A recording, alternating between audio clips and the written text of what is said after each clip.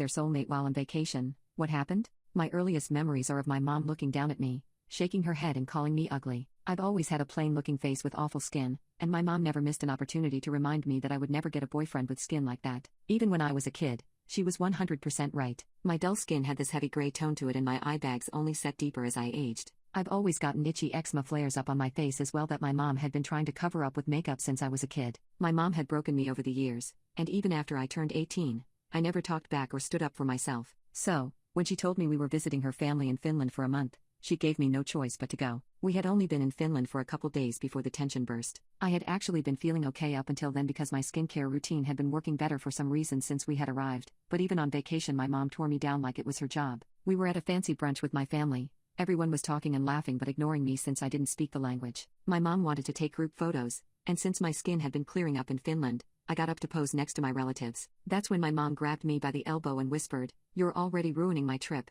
Do you really have to ruin the photos with your blotchy face?" I walked straight out and didn't stop walking until I plopped myself down on a bench a block from the restaurant and burst out in tears. I cried not only for me, but for the little girl inside me whose mom had convinced her she was ugly before she could even read. When I went to wipe my tears away, I was comforted by the realization that my skin didn't burn like it usually did when I cried. I think I would have kept crying there for hours if I hadn't been distracted by a deadly smell. I turned and noticed I had sat next to the cutest Finnish boy I had ever seen. He had strawberry blonde shoulder-length hair tucked behind his ears, and the horrid smell was coming from his lunchbox. He was looking at me with the most sympathetic deep blue eyes. To my surprise, he asked me in perfect English if I was okay, introduced himself as Alexei, and asked if there was anything he could do for me. I thanked him and said no, and then gagged on accident when he offered me some of his gross-smelling fish. He teased me about not wanting to try Finnish foods, and I made him laugh by saying I wasn't eating any foods that smelt like one of Shrek's farts. We spent an hour on that bench together and by the next hour he was showing me around the city. By the end of the day he was kissing me goodbye at the door of my Airbnb. He had spent the entire day showering me with compliments, saying that my face reminded him of Taurata lunta,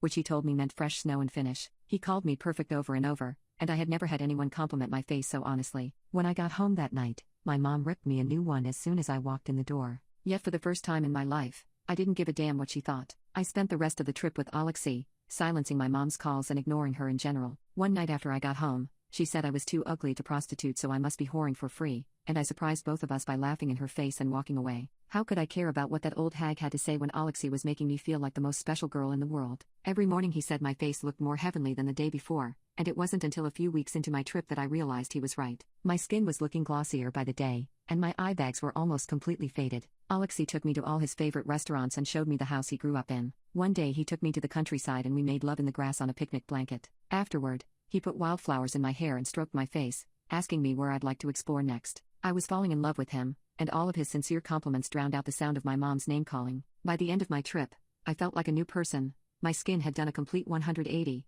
and my face's usual gray tone had been replaced by a pinkish glow. Screwing in the grass hadn't even triggered my eczema and I realized I hadn't had a flare-up the entire time I was in Finland. On the last day Alexei and I spent together, he broke down in tears and asked if he could please come visit me. I whipped out my phone and bought a ticket for him on the spot as we giggled together with excitement. When he kissed me for the last time, I had to hold on to him to keep myself from fainting. But every shred of happiness I had found in Finland would be ripped away from me in under a week after returning home. I had completely forgotten how dull and gross my skin usually was, and I had zero idea what had changed since Finland. I had one of the worst breakouts I've ever experienced and my eczema came back in full force. One morning, I was examining two huge patches of red, stingy eczema in the mirror when my mom walked by and said that I looked like a rotting dead body. She reminded me that no man would ever be attracted to a face like mine. My skin was irritated and painful, but her words stung worse. I ran into my bedroom, smashed the only small mirror I had in there, and cancelled Alexei's flight. I couldn't let him see me like this. I looked nothing like I did in Finland, and I couldn't have him fly all the way here just to reject me in person once he saw how ugly I really was.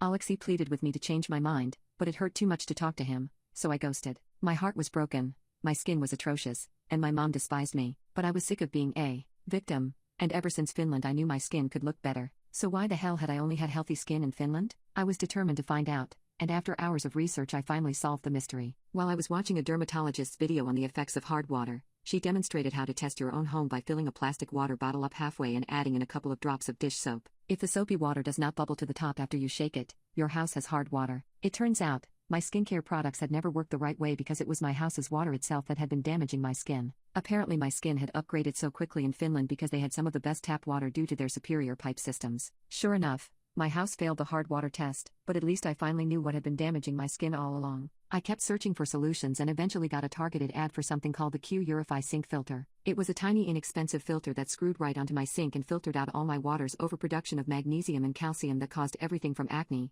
to eczema to accelerated aging. I ordered the filter, but since I hadn't found many fixes for hard water, if this filter failed me I would be doomed to keep damaging my face with the toxic water. I redid the hard water test as soon as my filter arrived, and exhaled all of my doubt when the bubbles crawled to the top of the bottle. Since it had only taken a few weeks for my skin to clear in Finland, I knew the Q-Urify filter would have my skin back to its pristine state in no time. After 2 weeks of washing my face with the soft water, my skin was finally looking just as clear and glossy as it had in Finland, and I felt my confidence building back up. The more my skin repaired itself, the less of my mom's poop I took, and I started calling her a bitter old hag anytime she tried to come for me, and it seemed to shut her up for good. My new confidence wasn't only giving me a spine, but making me reconsider the potential relationship I had thrown away over nothing as well. I thought of Alexei every day, and I hated myself for hurting him. Even though my skin was rapidly improving, even as my eye bags disappeared, I couldn't forget the first person who had looked at me and seen beauty. I hadn't had an eczema outbreak on my face since using the filter, and I decided that I finally felt confident enough to face Alexei again. I opened up our WhatsApp convo for the first time since the day I canceled the flight. I couldn't fight the tears as I saw that Alexei had sent me a sweet paragraph every day since I had ghosted him, saying how much he missed holding my soft face in his hands, how much he missed making me laugh. In one message he said he was about to swim across the ocean just to hear the sound of my voice again. My heart burst and I called him right then and there. We stayed on the phone for 4 hours straight, crying and reconnecting. By the end of the call I asked him if he would still want to come see me. He said that he had already bought his new ticket during the phone call, and I dug my face into my pillow to keep from screaming with excitement. That's when Alexei threw me for a loop by suddenly mentioning in a shy voice that when he arrived, he had something important he needed to ask me.